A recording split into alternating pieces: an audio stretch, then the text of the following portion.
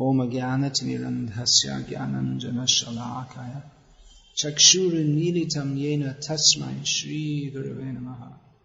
Hare Krishna. Welcome to this Shravan Kirtan camp. I've been participating in or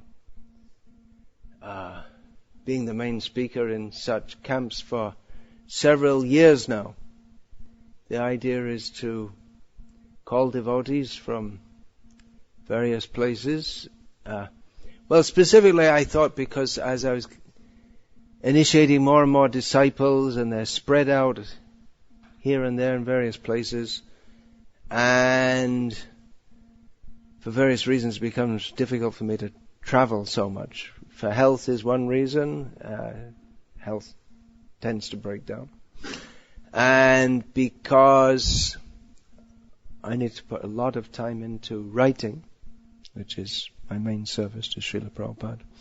So I thought to have Shravan Kirtan camps, and then devotees, my disciples especially, can come and hear, because hearing from the Guru in particular is a main function of discipleship.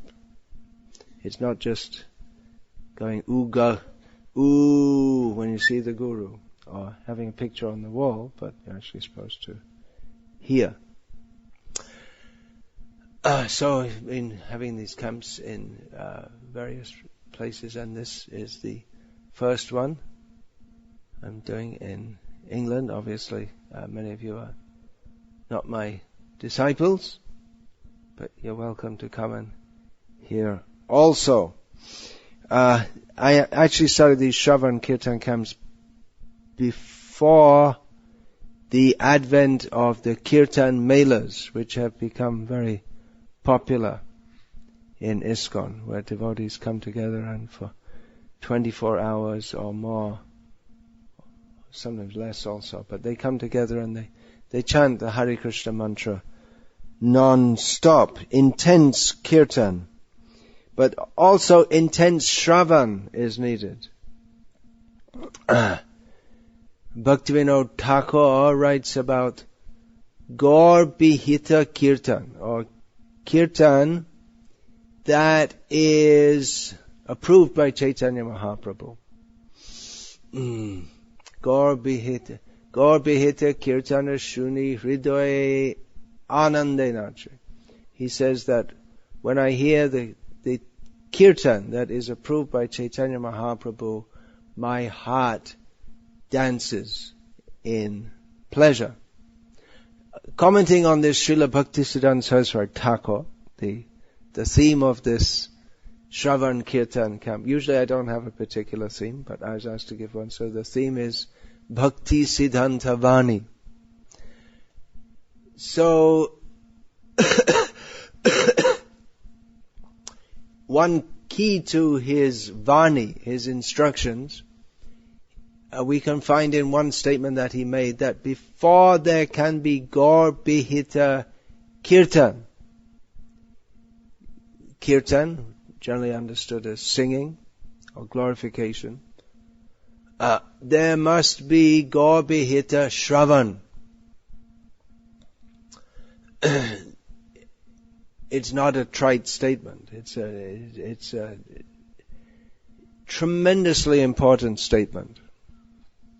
As we know, Hare Nama, Hare Nama, Hare Nama, Eva Kevalam Kalau Nasteva Nasteva Nasteva Gatiranyata. In this Kali Yuga there is no other way, no other way, no other way but chanting the names of Hari, the names of Hari, the names of Hari. But how can we actually chant and properly chant? So Srila Bhaktisiddhanta Saraswati Thakur elaborated on this in some detail, which you can find in Sri Bhaktisiddhanta Vaibhav, one of the many, many important topics. I'll tell you something. I've told many devotees many times. I'm interrupting here now. In 1976, must have been April 1976, I was present in an initiation ceremony conducted by Srila Prabhupada. I was being awarded what's called second initiation at the time. the yajna was going on. Swaha, swaha, all this. All of a sudden, Srila Prabhupada leaned into the microphone and said, stop! Stop the yajna, right in the middle. He pointed, the whole of Krishna Balaram temple in Vrindavan was completely full with devotees.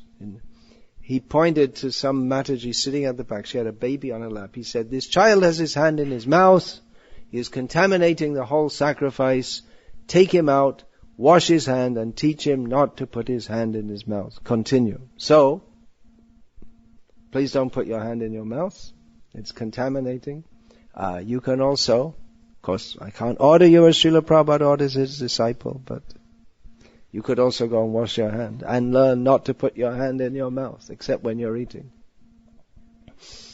So, that's, you see, Bhakti Siddhanta Vani takes us up to Gopi Bhav, but we have to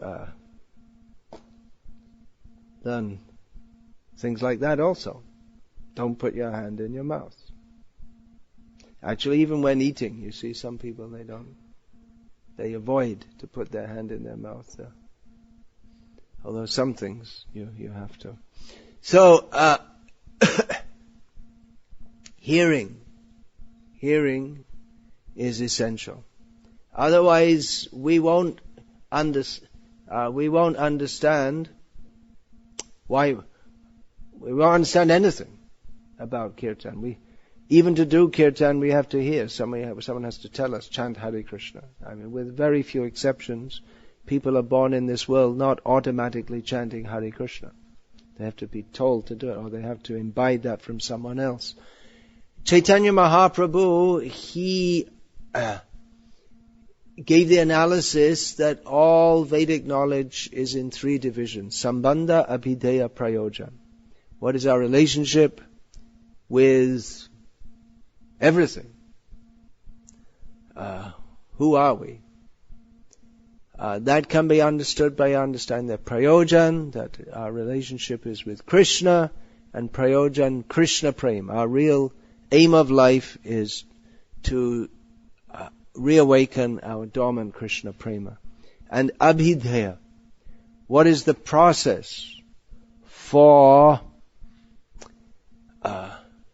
awakening, or coming from the theoretical understanding of our relationship with Krishna to the perfect stage of acting directly in relationship with Krishna, as we see from this beautiful painting or print on the wall. That's it. Back home, back to Godhead. To go home to the spiritual world, to be embraced by Krishna. So this is also required. To learn all these things, we have to hear from those who know, authorized sources. And this is true in the matter of kirtan also. We have to understand what we're chanting, why we're chanting, for what purpose are we chanting, and how we should be chanting. That all comes within Sambandha, Abhideya, Prayojan. So it's not to say Hare Nama Eva Kevalam and think that, well, all you have to do is open your mouth and sing. Well, Srila Prabhupada also gave the example, whether you know or you don't know, if you put your hand in a fire, you're going to get burned. So any way that you chant Hare Krishna, there's some effect will be there. But for full effect, one should hear and understand what we're doing, why we're doing it, what is the desired result of chanting Hare Krishna, and how we should do so. How we should do so, that means the attitude and techniques. Attitude is the most important thing that Chaitanya Mahaprabhu also said. Ki rupe nam loile prem upajoy taha lakhan shuno sharup ramrai. We'll find in the explanation in the last chapter of the Sri Chaitanya Charitamrita that Chaitanya Mahaprabhu said to his intimate associates Swarup Damodar and Ramananda Rai that in which way, by taking the name, in other words, by chanting the holy name, ki rupe nam loile prem upajay, the prem, Krishna prem, love of Krishna, arises. Tar lokon shuna. Now, just here I will describe what is the manner, what are the characteristics of how to chant the holy name in such a way that prem, love of Krishna, arises. So what is it in essence? This is in the last chapter of Chaitanya Charitamrita. Has anyone read Chaitanya Charitamrita? Whole Chaitanya Charitamrita. Bhagavatanand? You read the whole Chaitanya Charitamrita? Yeah. Don't remember everything. Well, that's expected. We don't remember everything. So what's the last chapter? Can anyone say? Anyone remember? The last chapter describes Shikshashtakam. So there you get a clue.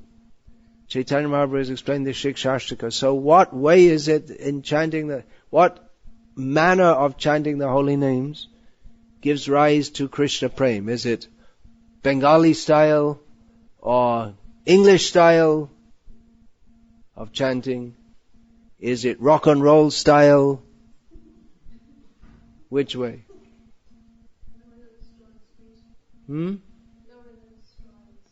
Trinadapi suni. This is the next verse that comes. Trinadapi suni chena torori vasahishrana amanida amanadena kirtaneya sada harihi.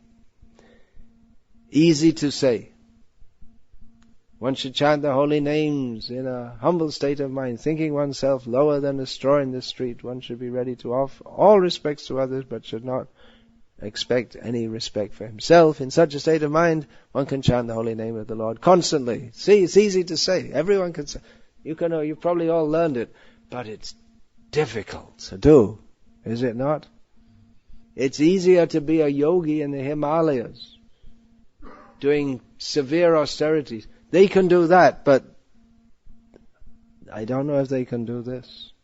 It's not easy. But we have to come to that level by hearing and understanding this is what we really need to do. Prema prayojan. Our real need is love of Krishna.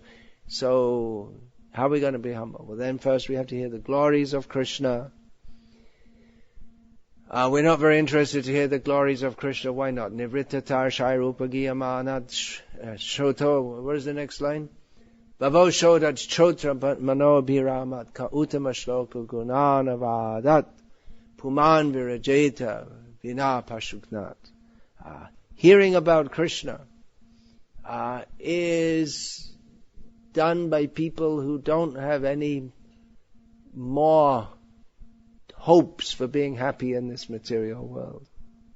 For such people, they find that hearing about Krishna, chanting his glories in the parampara system, it is a medicine for this material life of repeated birth and death. And it's very pleasing to the mind.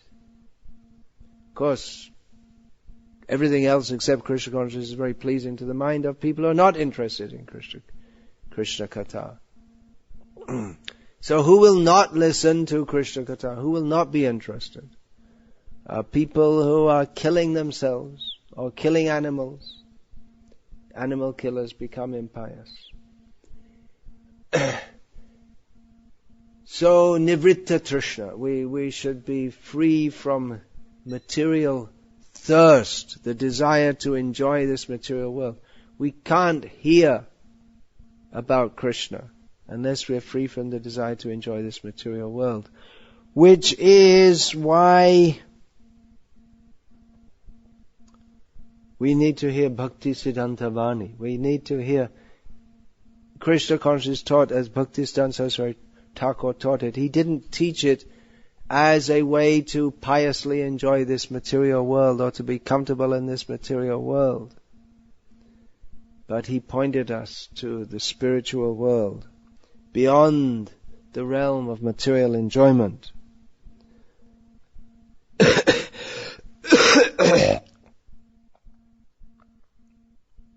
There's great hope in Bhakti Siddhanta Vani. Back home, back to Godhead. By following the instructions of Srila Prabhupada, his guru, Bhaktisiddhanta Saraswati Thakur, we can go back home, back to Godhead, in this very life. But we're going to have to be very serious about it.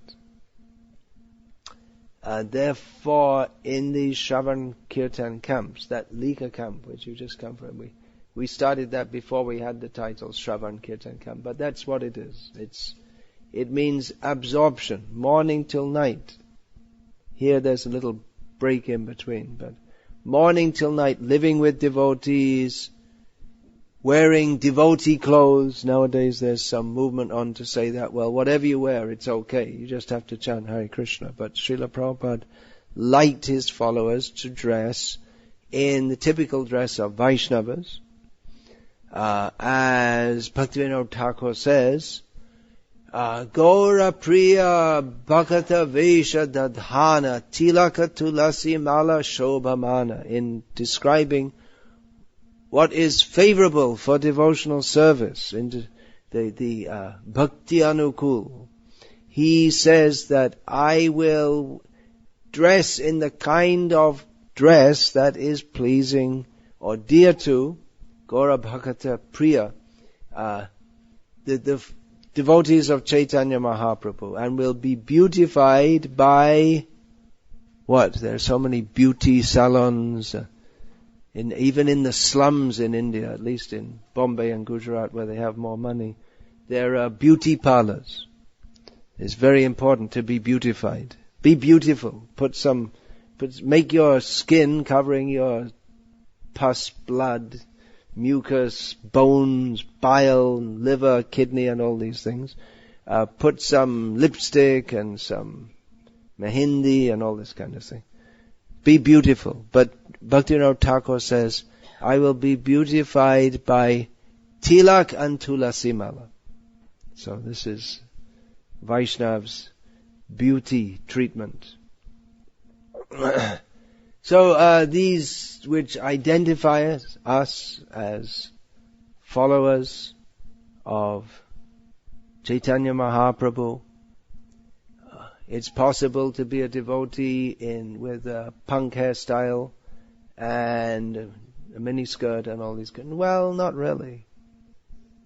Not very much, because it represents something else, a different attitude and outlook on life. So, all these things. These Shravan Kirtan camps, they're meant for morning till evening absorption in spiritual consciousness, Krishna consciousness. Now, I know there are many camps which they have also things like swimming, and nothing wrong with swimming. It's not the goal of life, but it's also allowed within Krishna consciousness. But some kind of exercise. Krishna also says in Bhagavad Gita, Yuktahara what is that? Yuktahara What is that? Yuktahara? Vihara, that was the word. Vihara, yeah. He speaks about vihara, or recreation.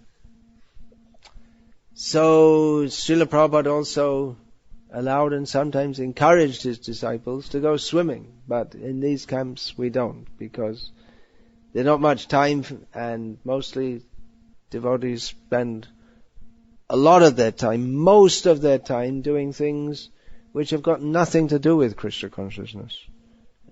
Just so much of their time goes in useless activities. So, although there's nothing wrong with swimming, it doesn't in and of itself help to bring us closer to Krishna, whereas Shravan Kirtan does. So, in these camps, we just concentrate on the essence, which is hearing and chanting about Krishna in the association of devotees. Shravan Kirtan Sadhu Sangha. Jagadananda Pandit says that Sadhu Sangha Krishna Nam Ei Matro Chai Sangsar Jinite Ar Kono Bostu Nai. That Sadhu Sangha, association of devotees, and Krishna Nam Ei Matro Chai. I only want this. There's nothing else for conquering over repeated samsara, repeated birth and death, attachment to this material world. So, You may say, well, what about, he didn't say Shravan. But it's understood when we say Kirtan, Shravan is included. Because, as I briefly described, and it's described in more detail in that Sri Bhakti Siddhanta Vaibhav, that Kirtan requires Shravan. In fact, Bhaktisiddhanta Saraswati Thakur said that just like when we say Krishna, it actually means Radha Krishna. Because Krishna himself, although he's full and complete in all respects, he feels himself incomplete without Radha. So just as Radha is the Swarup Shakti of Krishna, so the Swarup Shakti of Kirtan, or that which makes Kirtan Kirtan. Without Radha, Krishna isn't Krishna. What an amazing statement. Well, I didn't make it. It's Bhaktisiddhanta Saraswati. So without Shravan, there's no proper, the Kirtan cannot be full and complete. So, we want to have immersion in Krishna consciousness, at least during these camps, at least for a few days, including rising early. We could also go on late. I know in many camps they go on late and have all-night kirtans, but that's all right. But then you should also rise early, because Srila Prabhupada put more emphasis. We are, after all, supposed to be followers of Srila Prabhupada. He put more emphasis on rising early, and in fact, not only in Vedic tradition, but in all traditions worldwide, people rise early for engaging in spiritual activities. And actually all over the world, until the advent of electricity, let's just say electricity.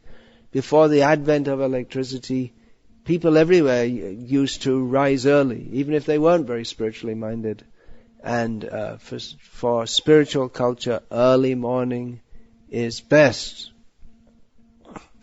I didn't join, but I was staying with some Cistercian monks in Ireland shortly before I joined this Hare Krishna movement. And their services start every day at 3 o'clock in the morning. They have a full morning program, just 5 hours, 6 hours like that, before they go off to do whatever else they're doing. So that's early morning is important. Rising early. So we're having Mangalarti here at 5 o'clock. In our temples, generally we have at 4:30, but in the Shravan Kirtan camps we usually have at 5 o'clock. One reason being that many of the attendees are not used to rising so early. Another reason being that usually at these camps facilities are somewhat limited. So for everyone to get up and get in the bathroom and get out of the bathroom and takes a little extra time, and also here because everyone will have to come here from a hotel or whatever. But it's the best way to start the day is rise early and chant Hare Krishna, as I hope you will experience. Looking forward to seeing you all tomorrow morning, which is why I'm not going to go on very late now, because we all have to get back and take rest and get up in time for everyone to get in and out of the bathroom and get here by 5 o'clock. These Shravan Kirtan camps, and also sometimes we do also in India yatras to holy places, or we do the Shravan Kirtan camps in holy places. Often we find that what we call the congregational devotees, they appreciate this more than the full-time devotees, because the full-time devotees who are living in or serving in the ashram full-time, anyway their whole day, every day is full of service to Krishna. They regularly have a full morning program. Whereas, at least according to my observation, in various countries throughout the world, most of our Grihastha devotees have, especially those who are working in some job, or they have some business or whatever, their sadhana is very poor, to be frank. Even though they may be initiated, many of them struggle to chant 16 rounds, or maybe don't even chant 16 rounds, I don't know.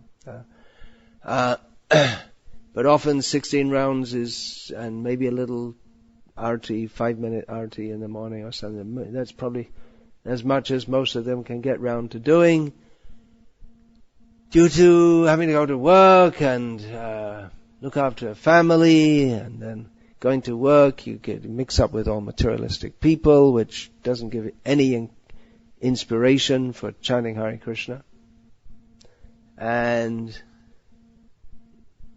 even though they're devotees, but just the fact of living in a world which has got no interest in Krishna consciousness means that they spend most of their time, most of their life associating with people who are not interested in Krishna consciousness and performing activities that have nothing to do with Krishna consciousness, except that out of the money earned from it, you're able to keep your life going on so you can chant Hare Krishna and give some donations also.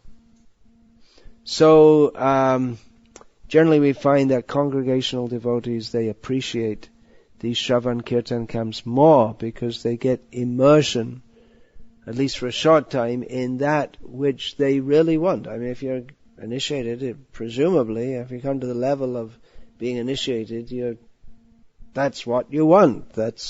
You want Krishna as the goal of your life. But circumstances dictate that the devotees are not in Krishna consciousness most of the time. So they really appreciate it. Whereas those who are anyway serving full time, they appreciate it, but maybe not to the level that those who are, I don't want to say part-time devotees, although in terms of activity, probably it's a correct term. Those who don't have the opportunity to serve full time.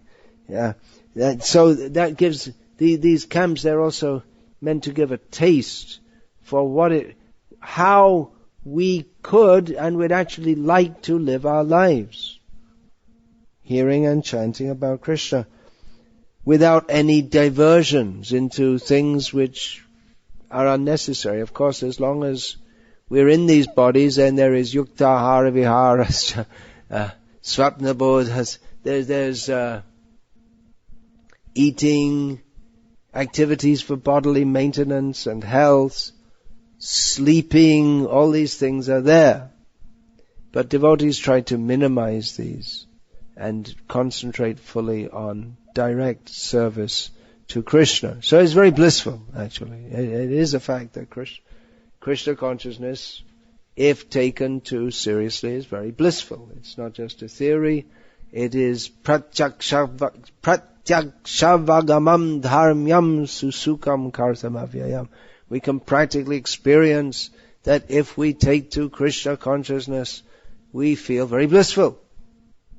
And if we're not feeling blissful, then we're not in Krishna consciousness. Brahma bhuta prasanna atma, the one who's spiritually situated, should be blissful. Unfortunately, most of our devotees spend most of their time doing things which are not blissful, whatever it may be, whatever their job may be. So this Shravan Kirtan camps gives the opportunity for at least a short time to be immersed in the bliss of Krishna consciousness. Of course, myself, I don't always speak in a manner which is considered blissful by everybody. But in other words, I don't talk about Leela very much. I don't describe, I don't use lots of words like wonderful and beautiful all the time. And I often speak in a manner which is considered by some to be harsh, but that is also necessary, because we can't come to the bliss of Krishna consciousness without coming out of the abyss of non-Krishna consciousness. Bhukti mukti spriha yavat prashachi hridi vartate tavat bhakti sukhasyatra katam abhyudayo bhavet. As long as we're nurturing the witches of desire for material enjoyment or the desire for liberation within our heart, then where is the question of enjoying or tasting the bliss of bhakti, of pure devotional service?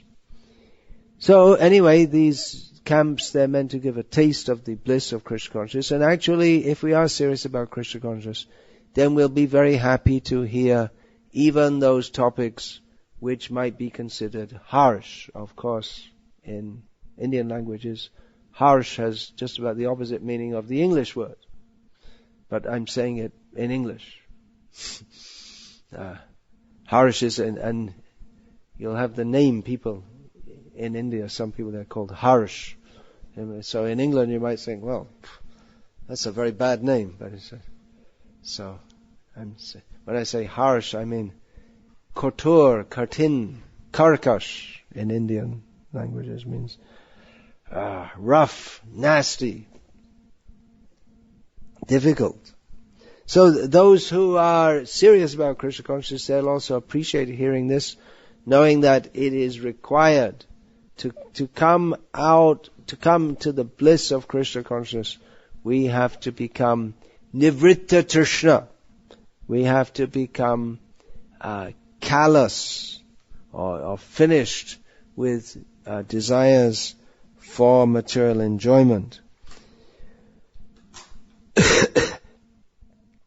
So by getting such immersion, it's hoped that devotees, they will aspire to come to the situation where they can be always absorbed in Krishna consciousness. The situation helps. Of course, it is possible to be fully Krishna conscious in any circumstance. Srila Prabhupada, he spent many years as an initiated disciple of Srila Bhaktisiddhanta Saraswati Thakur, actually more than 40 years, not being what we would call a full-time devotee. He was in family life, with various business enterprises, and we understand that Srila Prabhupada, as he himself said, there was never a time in my life when I forgot Krishna. So he was always Krishna conscious in all circumstances. That's not so easy for all of us.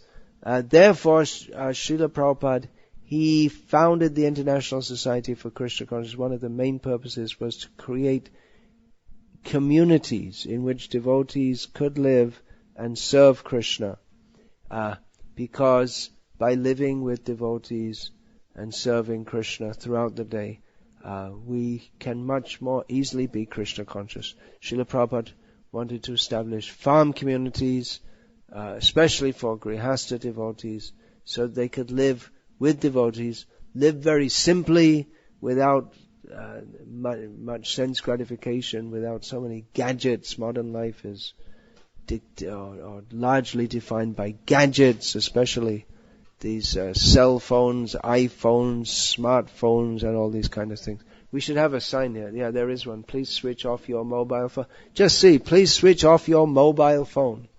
That means, when it says your mobile phone, that means it's presumed that everyone has a mobile phone. Is it not? Everyone has it. Can't live without it. For millions of years, as we learn from the Vedic literature, not just thousands, as we learn from schools or rubbish Darwin theory. For thousands of years, if you believe Darwinistic nonsense, which I hope you don't, hope you believe what is said in the Vedic literatures.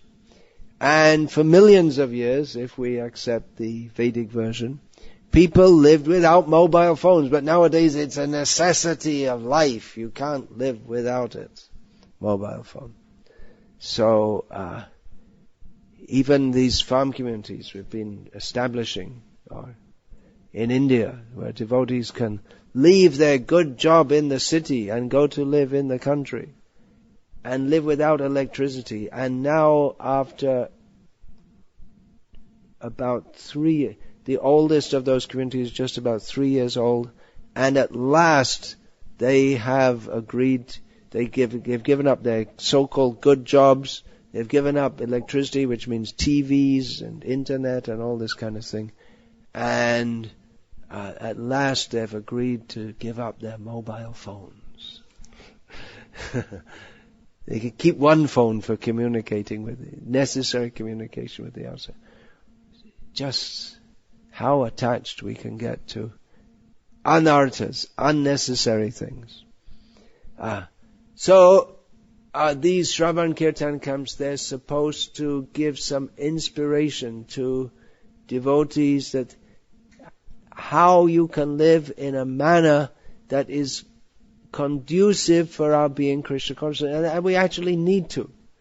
Of course, we try to encourage all devotees and we tell them, yes, you can be a devotee at home, but practically we see that most devotees living at home, by necessity, they have to be devotees of their boss at work.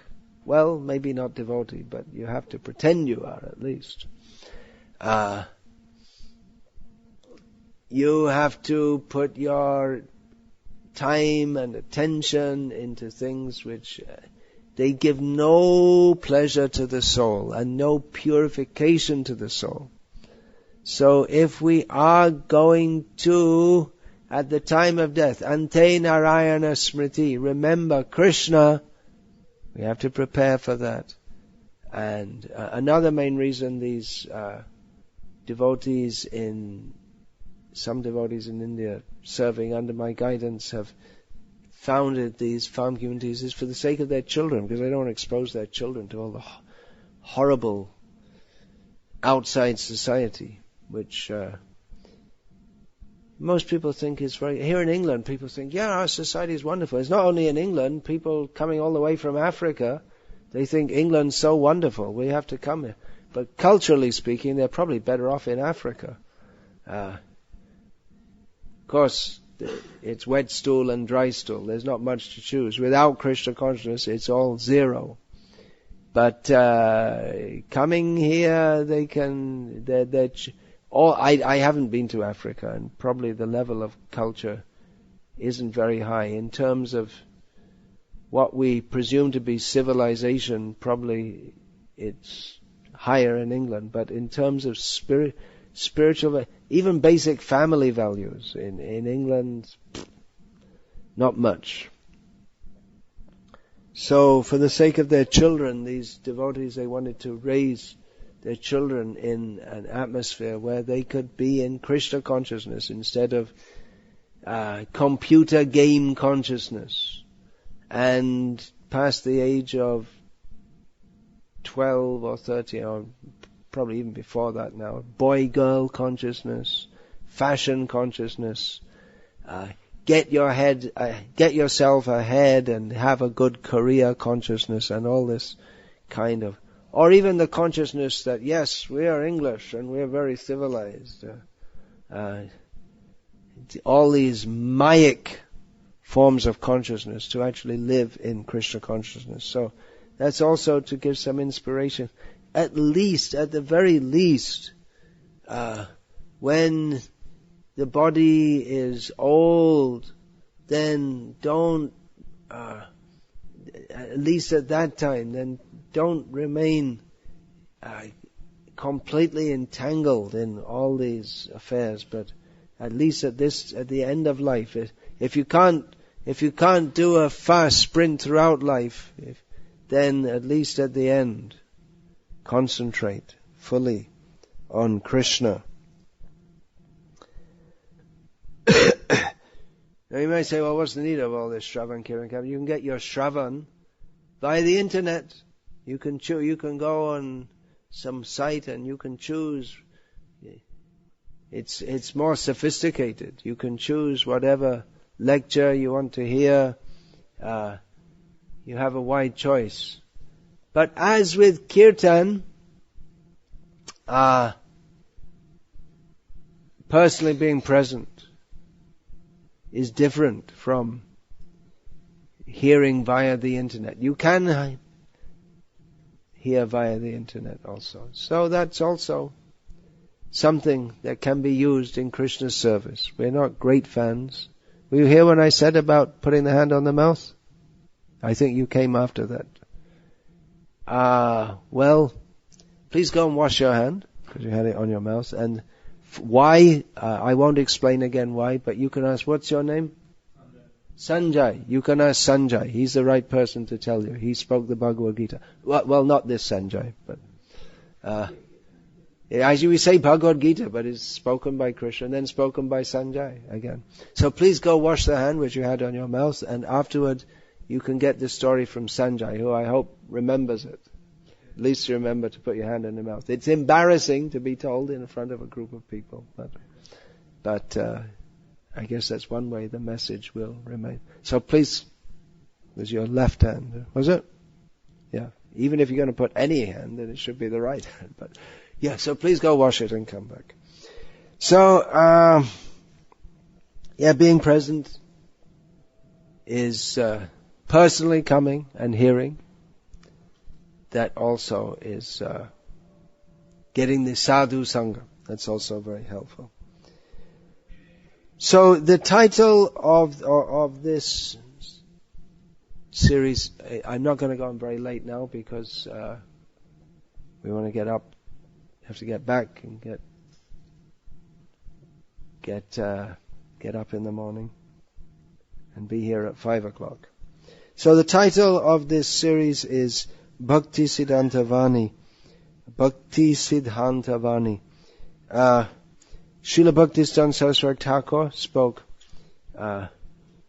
very stridently, which means in a very intense manner. Stridently literally means loud. Very straight and clear. Of course, his to understand what he said requires us very much to apply our intelligence, because actually it's very clear what he said, but it is toward the higher levels of intellectualism as we perceive it with our miserable Kali Yuga intelligence. But unless we give that clear message of what is right, what is wrong, what should be done, what should not be done, then we may tend to encourage insincerity. A recent example of this. I was recently in Moscow, actually just outside Moscow. There's devotees in one village have built houses.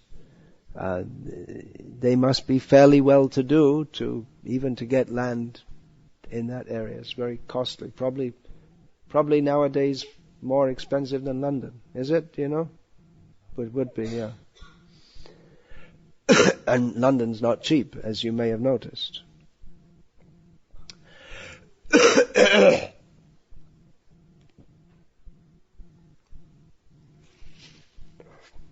So they're all devotees and they're all living there. One of my disciples is also living there, so I was staying with him and he asked me what could he do to serve me. So I thought for a moment, then I said, you can try and encourage these devotees living here to get up in the morning and go to Mangalarti. One devotee in that area has Mangalarti in his home every morning at 5:00.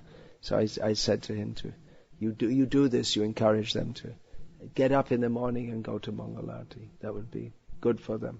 So after a few days I got an email from him saying that well, I said to the devotees, but they said to me that first you should establish a relationship with us, then you tell us to go to Mangalarti. So then he asked me well, what should I say to them? And I wrote back, the gist of which is there's no point in saying anything to them because it's insincerity. If you ask someone to go to Mongolia, they're a devotee, and if you are initiated devotee, you should know that the standard that Srila Prabhupada gave was to get up in the morning early and have Mangalarti and all these things.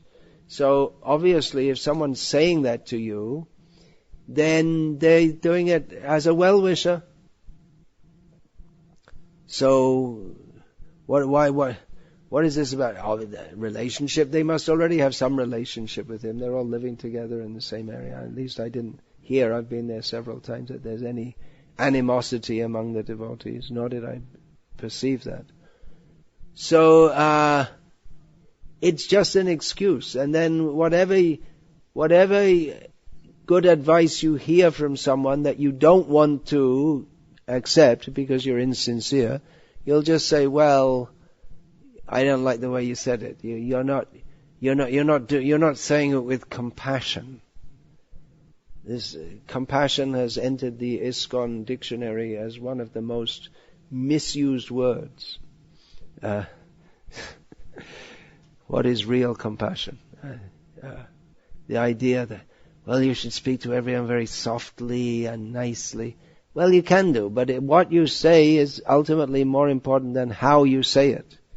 In modern foolish people, they say, well, it's not what you say, it's how you say it. That's nonsense. It's complete nonsense. If Arjuna said to Krishna, well, listen, you're saying such harsh words. Why don't you just be nice? Oh, what do you mean nice? Krishna is telling Arjuna to go and fight and kill people. And Arjuna said, well, we should just be nice. And Krishna told him, you're a nonsense being nice. Get out and kill them. And he said, but that was Krishna's compassion in saving Arjuna from being falsely nice. We have to understand what is actually for our benefit and what is not for our benefit. I've discussed this in great detail in one of my books on speaking strongly in Krishna consciousness, because our movement is infiltrated by Mayavadi and Sahajiya ideas that we should all be very nice. That's the first thing. But the first thing is to karishe vachanang tava, to follow Krishna's instructions. It doesn't mean that we are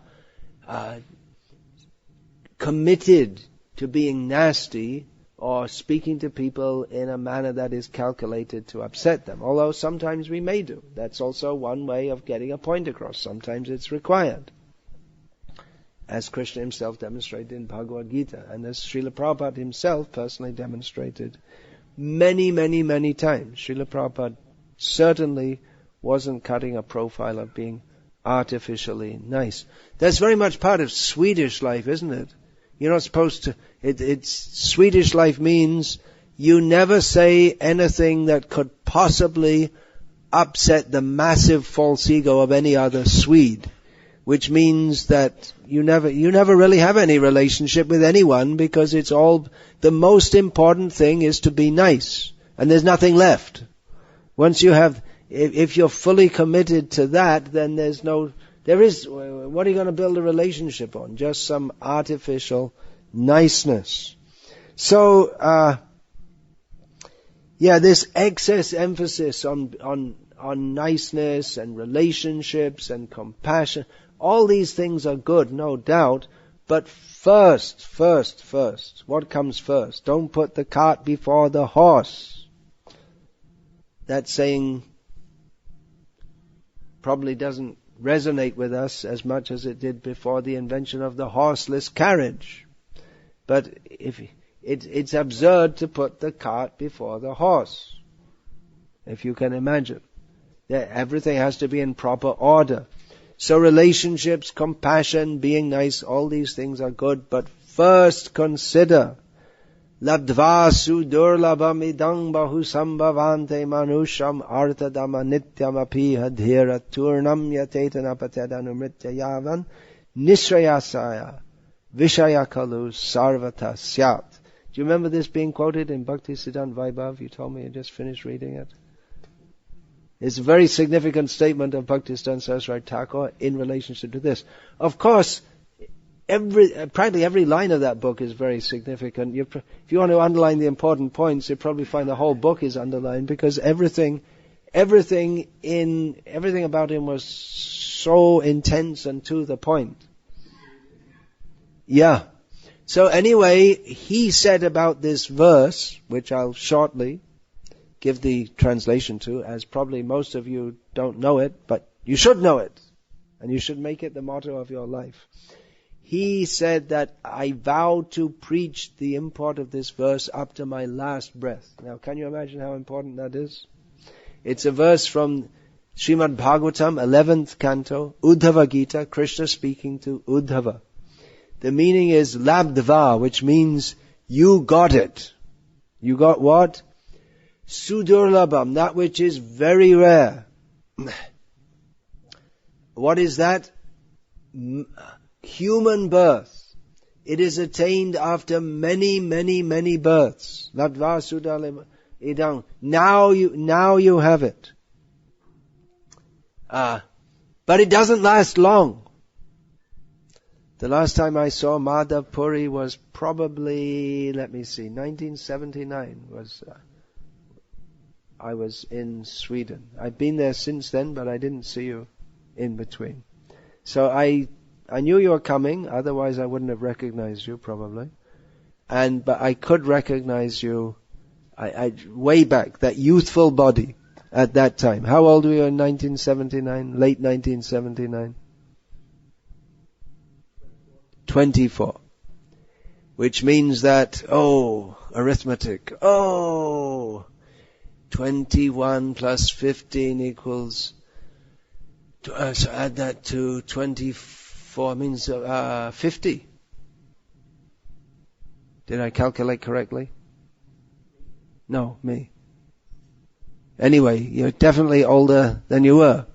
And, 61. I always said I didn't pay attention at school, and now you're right. Now I've proved myself right. Oh, how embarrassing. What a terrible mistake in arithmetic. Anyway, you have lived 61 years in this body, and highly likely you won't live another 61 years. So, temporary. It's all temporary. Everything in this world is temporary. See little kids playing? That's what they do. Little kids run around. They'll all be dead soon. If we come back here in 61 years, probably, maybe only the little kids will be alive, but they'll be almost dead. We'll all be gone. So it doesn't last long. Human life doesn't last long, but it is very valuable and meaningful. This is very important. People think their life is meaningless. But their life is meaningful. What gives your life meaning? That you can utilize this life to get free from birth and death. So that is what we should do. And if we're interested in enjoying the senses, well, you can do it. How can you do it? You can do it as a human, you can do it as a cat, as a dog, as a chimpanzee, as a fish, as a seal, as a whale, as a tiger, as a worm in stool, as a demigod. In every species of life, there is sense gratification. But human life is meant for this. Bhaktisiddhanta Saraswati Thakur said that he would preach this verse up to his last breath. So, considering this, on the basis of this, we should define what is compassion, having good relationships, being nice. Everything becomes redefined if we understand this. If we simply understand what is the purpose of human life, then all these words which are so much misused, practically every word that has any importance is misused in whichever language it is. Words like, I already gave the example, compassion, relationships, being nice, religion, God. People think that God is someone who fulfills your sensual desires. That's what religion means, worshipping God so that He gives you facility to fulfill your material desires. and so on. So everything should be understood in this perspective, and we can discuss that more. Krishna willing, tomorrow I'll finish here. Hare Krishna. All glories to Srila Prabhupada.